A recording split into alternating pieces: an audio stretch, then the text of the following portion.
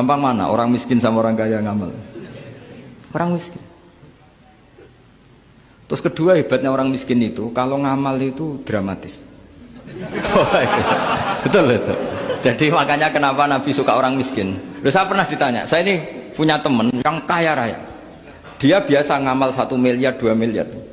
Dia nggak terima sama fatwa saya, Gus kenapa Anda masih muji orang miskin? Ngamalnya tuh banyak saya sekali ngamal bisa 1 miliar, setengah miliar. Tapi kata saya, ngamal kamu itu tidak dramatis, nggak seru kata saya. Terus dia tanya, kok bisa Gus? Dia orang kaya, paling ngamal 1 miliar untuk bangun masjid, 1 miliar, setengah miliar bangun pondok, setengah miliar. Tapi kalau orang miskin, misalnya tukang beca, orang miskin kan pasti kawannya orang miskin. Kan nggak mungkin orang miskin utang Abu Rizal Bakri, utang Yusuf Kala, kan nggak mungkin. Kenal saja ndak. Orang miskin kan utangnya sesama orang miskin. Itu pasti itu kan hukum sosial ya.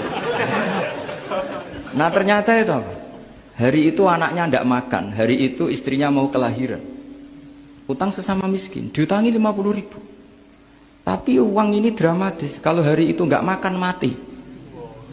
Artinya apa? Ada orang ngamal 1 miliar untuk bangunan, kadang aksesoris, yang satu ngutangi 50.000 tapi taruhannya nyawa. Nah sekarang menyelamatkan nyawa sama bangunan keren mana? Maka berbahagialah orang miskin karena komunitas mereka ini utang piutang urusan apa? Nyawa.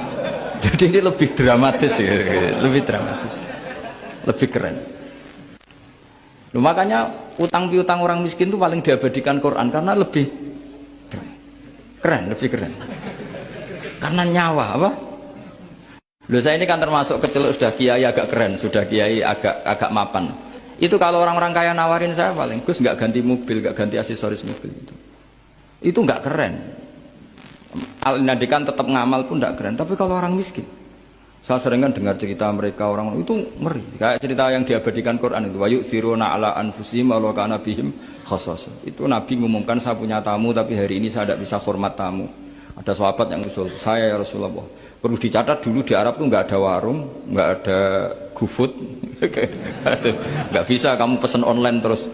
Wah nih, nanti delivery gitu nggak bisa.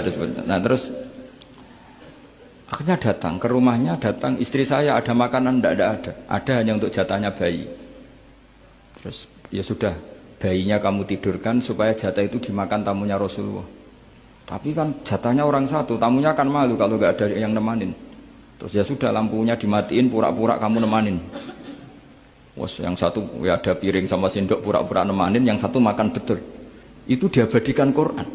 Karena apa? Dramatis gitu. Sehingga pagi-pagi